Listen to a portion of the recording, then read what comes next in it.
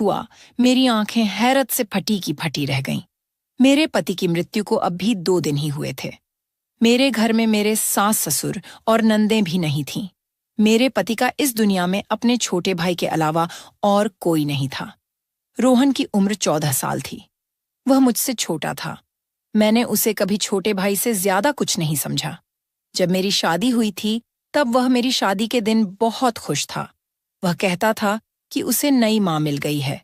लेकिन मेरी माँ मुझे हमेशा समझाती थी, बेटी, तुम्हारा देवर तुम्हारा बेटा नहीं है, इससे दूरी बनाए रखना।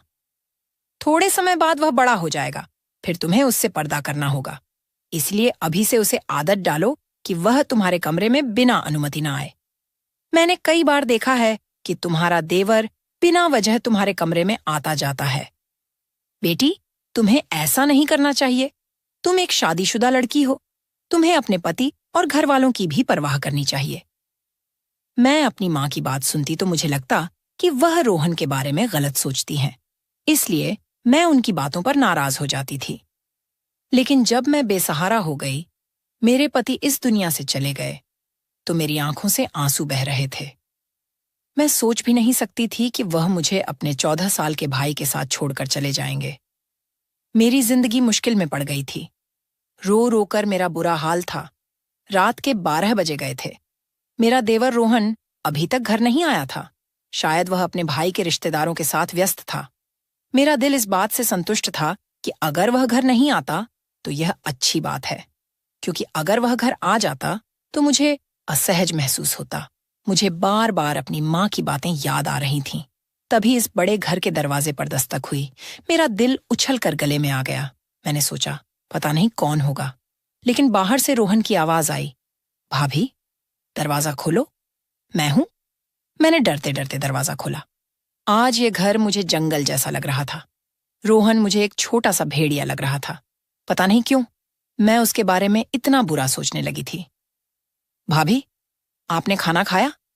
उसने मासूमियत से पूछा। उसकी नजरें झुकी हुई थीं और उसके हाथ में एक थैली थी। थैली में चावल थे जो होटल से लाए हुए लग रहे थे। उसने एक प्लेट में चावल डाले और मेरे सामने रख दिए। भाभी, मुझे खाना बनाना नहीं आता। मैं आपके लिए बाहर से खाना लाया हूं। आप खा लीजिए, वरना आप भूखी मर जाएंगी। मैं अपने भाई के बाद अपनी माँ को नहीं खोना चाहता। रोहन की आंखों में भी आंसू थे। वह मुझे माँ कह रहा था, लेकिन मेरी माँ की बातें मेरे दिमाग से नहीं निकल रही थीं। भाभी, आपको चिंता करने की जरूरत नहीं है। मैं आपका सहारा बनूंगा। आप इस घर से कभी मत जाना। वह बहुत भावुक बातें कर रहा था, लेकिन मेरे मन में कई आशंकाएं घूम रही थीं। फिर उसने एक अजीब बात कही, भाभी, आप इस कमरे में सो जाइए। दूसरा कमरा तो छत के पास है। मुझे लगता है कि आपको छत वाले कमरे में नहीं रहना चाहिए। अब तो सबको पता है कि हमारे घर में भाई की मृत्यु हो गई है। कोई भी बुरी नीयत से हमारे घर आ सकता है। मैं हैरान थी कि रोहन इतनी छोटी उम्र में ऐसी बातें क्यों कर रहा है। क्या किसी ने उसे कुछ कहा था? लेकिन उसकी बातें मुझे ठीक लगीं। मैं उसके कमरे में चली गई। रोहन का कमरा दूसरी तरफ था, जबकि मैं और मेरे पति छत के पास वाले कमरे में रहते थे। मुझे बहुत अजीब लग रहा था। आज पहली बार मैं अपने कमरे के अलावा किसी और के कमरे में आई थी। लेकिन जो कुछ मैंने रोहन के कमरे में देखा, उसने मेरी आंखें फटी की फटी रहने पर मजबूर कर दी। कमरे का दरवाजा बंद करते ही मेरी नजर एक ऐसी चीज पर पड़ी जिसने मेरे होश उड़ा दिए। वैसे तो वह 14 साल का बच्चा ही लगता था, लेकिन मेरी माँ की बात सही थी। रोहन जो कुछ कह रहा था वह एक बड़ा और समझदार आदमी ही कह सकता था। उसके कमरे में मेरा जेवर देखकर मेरा दिल खटक उठा था। मैंने उसे तालों में छुपा कर रखा था, लेकिन यह सब रोहन के हाथ कैसे लग गया, ये बहुत अजीब बात थी। मैंने सोचा कि सुबह होते ही मैं उससे इस बारे में सवाल करूंगी, लेकिन उस वक्त मुझे बहुत नींद आ रही थी। मैंने दरवाजे को अंदर से अच्छी तरह बंद कर लिया और सोने की तैयारी करने लगी। पता नहीं क्यों मुझे बहुत नींद आ रही थी।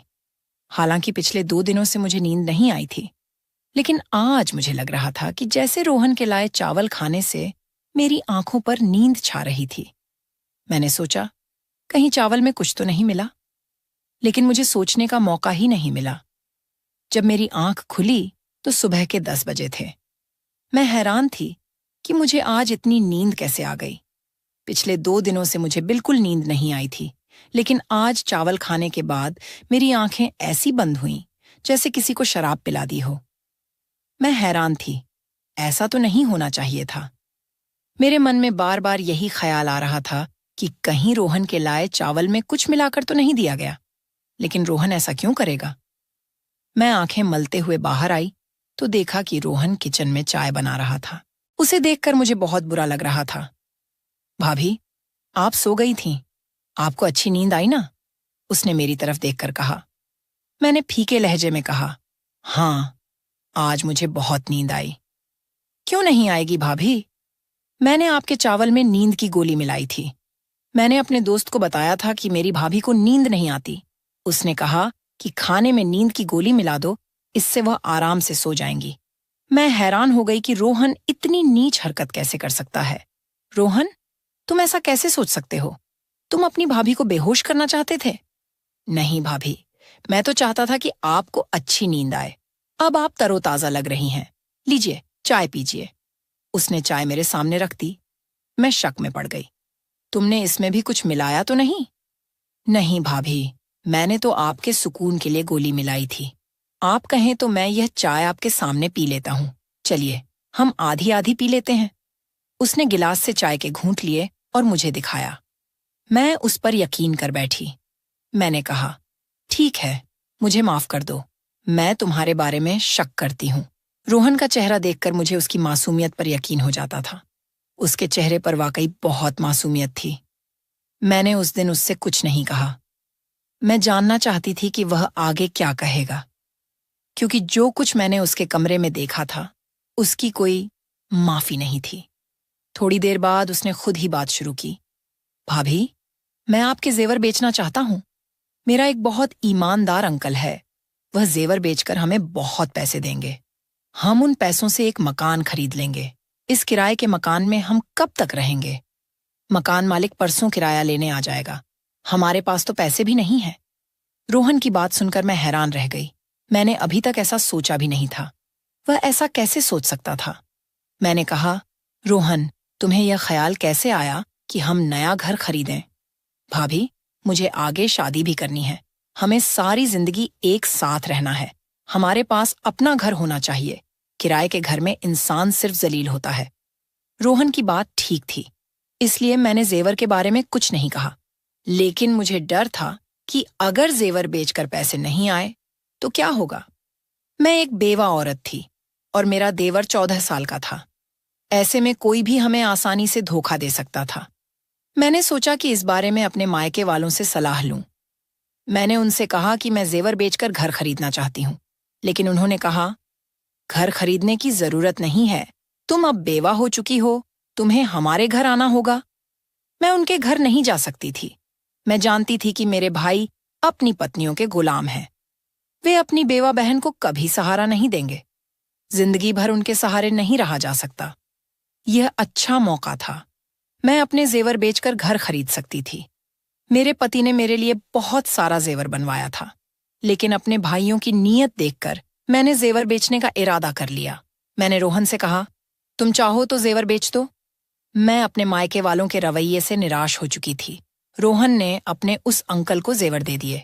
2 दिन बाद उन्होंने हमें एक बहुत अच्छी जगह पर घर की चाबी और कागजात दे दिए। मैं इस पूरे प्रकरण पर हैरान थी। 2 दिन में इतनी जल्दी घर कैसे मिल सकता है? लोगों को घर के लिए इतना काम करना पड़ता है, कागजात, इंतकाल और बहुत कुछ। लेकिन जब रोहन ने कागजात मेरे हाथ में दिए तो मैं हैरान रह गई। वह 14 साल का था, लेकिन उसकी सोच बड़ों जैसी थी। फिर उसने एक अजीब बात कही, भाभी, हम घर साफ कर लेंगे, फिर आपसे जरूरी बात करनी है। उसकी आंखों में एक अजीब सी बेचैनी थी, जिसे देखकर मैं समझ नहीं पा रही थी कि वह मुझसे क्या कहना चाहता है। उस वक्त मैं जल्दी में थी। हमने घर में सारा सामान रख दिया था। अब हमें खाने पीने और राशन की चिंता थी। मैंने तो कभी नौकरी भी नहीं की थी। फिर रोहन यह क्यों कह रहा था कि उसे मुझसे जरूरी बात करनी है? मेरे मन में कई सवाल थे, लेकिन मैं चुप रहना चाहती थी। शाम को मैंने सारा सामान अपनी जगह पर रख दिया। वैसे भी हमारा सामान ज्यादा नहीं था। मैंने अच्छा खाना बनाया, बिल्कुल वैसा जैसा मैं अपने पति के लिए बनाया करती थी। मैं रोहन का इंतजार कर रही थी क्योंकि वह इस घर का हिस्सा था। मैं नहीं चाहती थी कि वह बाहर जाकर गंदा खाना खाए। मैंने उसके लिए बहुत मेहनत से खाना बनाया था, लेकिन उस दिन वह घर नहीं आया। मुझे बहुत अजीब लगा। उसे इस वक्त घर होना चाहिए था। रात के 10 बज गए थे। मेरे पति की मृत्यु से पहले वह शाम 5 बजे तक घर आ जाता था और फिर बाहर नहीं निकलता था। मुझे डर लग रहा था। मैं उसका इंतजार करने लगी। रात के 12 बजे उसने दरवाजे पर दस्तक दी। मैंने गुस्से से दरवाजा खोला और उस पर बरस पड़ी। कहाँ चले गए थे रोहन? तुम्हें शर्म नहीं आती? मैं तुम्हारी बेवा भाभी तुम्हारा इंतजार कर रही थी। मैंने तुम्हारे लिए खाना बनाया और तुम हो कि अपने भाई के जाते ही आवारा हो गए। आखिर ऐसी कौन सी बात है जो तुम घर में नहीं कर सकते? तुम्हें बाहर जाना पड़ता है। अपने दोस्त को यहीं बुला लिया करो। भाभी, मैं ऐसा नहीं कर सकता। उसने गुस्से से मुझे देखा, जिससे मैं डर गई। लेकिन वह तो एक बच्चा था। मैंने सोचा कि मैं उसे डरा सकती हूँ। मैं यही सोचकर बात कर रही थी कि वह मुझ पर चिल्ला उठा। भाभी, बस करो। मुझे अब आपकी कोई बात नहीं सुननी। जो खाना आपने बनाया उसे आप खुद खा लो। यह कहकर वह अपने कमरे की ओर चला गया। उस वक्त वह किसी 40 साल के मर्द की तरह गुस्सा कर रहा था। मुझे बहुत अफसोस हुआ। वह गुस्से में था। जरूर कोई बात थी। मैंने उसके कमरे में जाकर दस्तक दी। उसने दरवाजा खोला और अजीब नजरों से देखकर बोला, भाभी, एक बात कहूं, आप मुझसे शादी कर लो, वरना आप काफिर हो जाएंगी। उसकी बात सुनकर मेरी आंखें फटी की फटी रह गईं। तुम ऐसा कैसे सोच सकते हो कि मैं तुमसे शादी करूंगी? तुम्हारा माँ वाला प्यार कहाँ गया? तुम मुझे सुबह शाम माँ कहते थे। अब क्या हो गया? किसने तुम्हारा दिमाग खराब कर दिया? इतनी नीच बात तुमने कैसे सोची और फिर मुंह से कैसे निकाली? मैं गुस्से से आग बबूला हो रही थी। वह बिना किसी शर्म के मेरे सामने हाथ बांधे खड़ा था और मुझे टकटकी भरी नजरों से देख रहा था। मुझे उसकी नजरों से डर लगने लगा। मैं बोलते बोलते चुप हो गई और अपने कमरे में आकर बैठ गई। मैंने कमरे का दरवाजा अच्छी तरह बंद कर लिया। मेरा दिल जोर जोर से धड़क रहा था। मैं सोच भी नहीं सकती थी कि रोहन ऐसा निकलेगा। मैंने उसे हमेशा अपने बच्चे की तरह समझा था। मेरी कोई संतान नहीं थी, लेकिन मेरे पति ने कहा था कि रोहन को अपनी संतान की तरह पालना। रोहन की बातों से मुझे बहुत तकलीफ हुई। मैंने सोच लिया कि आज के बाद मैं उससे कोई बात नहीं करूंगी। यह घर मेरे नाम था। मैं अकेली भी रह सकती थी। अगर रोहन ने फिर ऐसी हरकत की तो मैं उसे घर से निकाल दूंगी। यह घर मेरे पति के पैसों का था और मेरे नाम पर था। रोहन को इसमें रहने का कोई हक्का नहीं था, अगर वह अपनी भाभी को इज्जत नहीं दे सकता। मेरी खामोशी अब गुस्से में बदल गई थी। सुबह मैंने रोहन के कमरे का दरवाजा जोर जोर से पीटना शुरू किया। फिर मुझे एहसास हुआ कि उसका कमरा अंदर से बंद नहीं था। मैंने दरवाजा खोला तो कमरा खाली था। रोहन कहाँ गया? मेरा दिल गुस्से से पागल हो रहा था। मैंने बाहर के दरवाजे की ओर देखा तो वह बाहर से बंद था। इसका मतलब रोहन मुझे घर में कैद करके चला गया था। मुझे उससे नफरत होने लगी। इतनी छोटी उम्र में ऐसी हरकतें। मैंने अपने मायके जाने का फैसला कर लिया, लेकिन फिर याद आया कि मैं इद्दत में हूं।